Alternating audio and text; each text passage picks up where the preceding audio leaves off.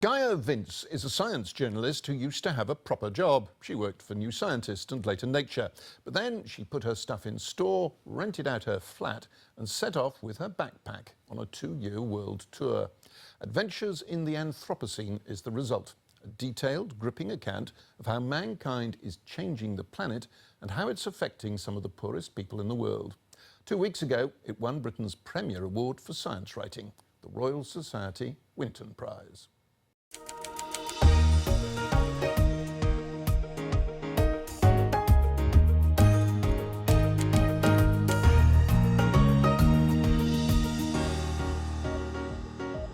Gaia Vince, my congratulations on winning the prize. Let's start with the title, because Anthropocene is not a word in common currency yet. What is the Anthropocene?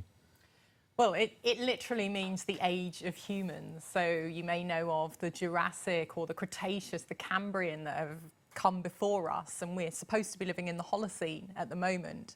And these are times of geological change brought about by a different climate, by an outside impact such as an asteroid or a super volcanic eruption, something like that. The Jurassic was a time of the dinosaurs. The Cambrian had a huge explosion of life. And the idea is that the Anthropocene is a new era because man has had such an extraordinary impact on the globe, on the world.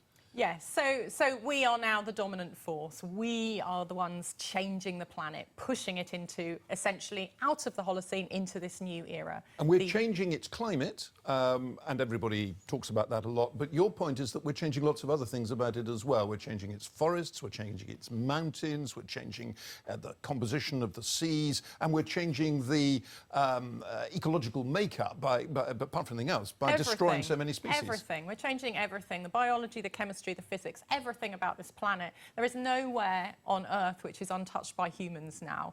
And it's quite phenomenal. There's only been one species that's ever done this before. It was a bacterium that filled the atmosphere with oxygen. Without it, you know, we wouldn't have even evolved. So it did us a great service. And we've changed the planet also for the better for us, you know, for our survival. We're doing so much better. We very rarely do we have enormous epidemics that wipe out large portions of the population. We're living twice as long. We're living in comfort now.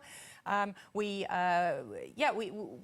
in a much warmer climate, but we're also pushing it now against our survival. We're entering some sort of crisis. Now, what you've done in this book is you've travelled to lots of places, beautiful places, terrible places, extraordinary places, to meet people, usually poor people, people at the margins, who are being impacted, not usually for the better, by all these changes. And some of them are extraordinary. I mean, there's the man I do like near the beginning of the book who is creating artificial glaciers somewhere in the far north of India.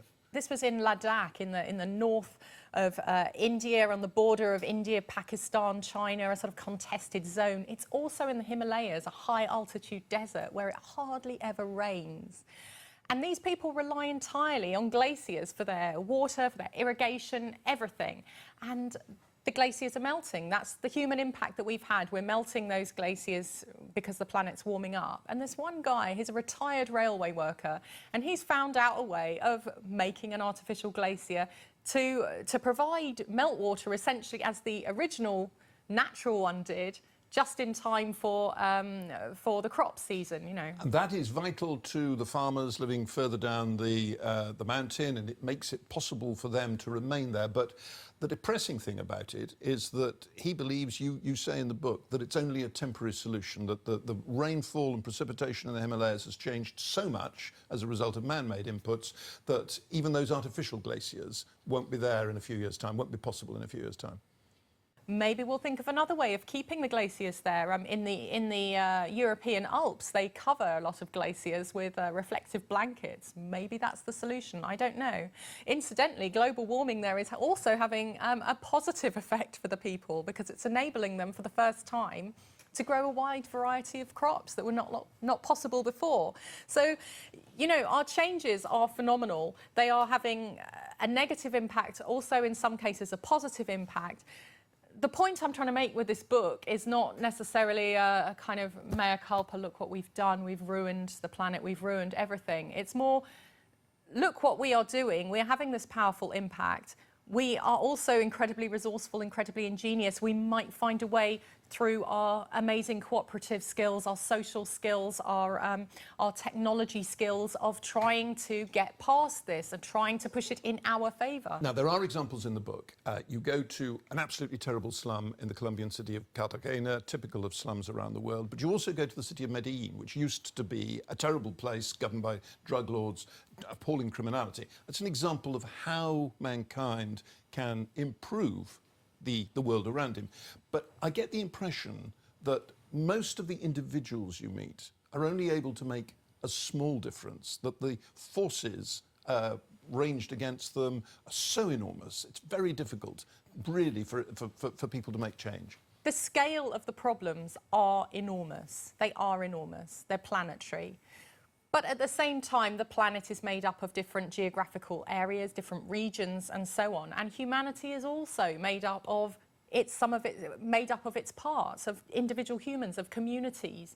So yes, one person, Rosa, for example, that I met in the Amazon rainforest, is trying to preserve a tract of that rainforest. By preserving a small bit of the forest, she can then help preserve more of the forest, and that's what she's doing. And she's also sending a signal out. By preserving that, she's saying this is important, and that actually grabbed international attention. It sent funds there, and the Amazon is a forest in South America, but it's so much more than that. It's the planetary lungs. It's what cleans the air of our planet. She tried something similar before, and it failed, and her establishment was trashed by the military. She fell out with the government. That sends a rather depressing signal, doesn't it? No, it doesn't, because she tried something else, it failed, she got up, retried, managed to save more. And also, it failed in terms of, she actually set up the biggest reserve, the biggest natural park in the Amazon. That is an enormous piece of conservation, and by doing that, she signalled to the rest of the Amazonian countries, and there are many countries that make up the Amazon, this is important, this needs to be conserved, this needs to be done. And countries are now coming on board. Now it's becoming fashionable to save the Amazon. And she's not just saving it for Bolivia, she's saving it for the entire world. In the final analysis, are you an optimist or a pessimist about this? I'm an optimist. I'm definitely an optimist. I have small children. To be a pessimist is to consign them to unimaginable harm. You have to be an optimist. And naturally, I'm an optimist anyway. I do think that we will get through this because we are an incredible species. Gaia, Vince, thank you very much indeed.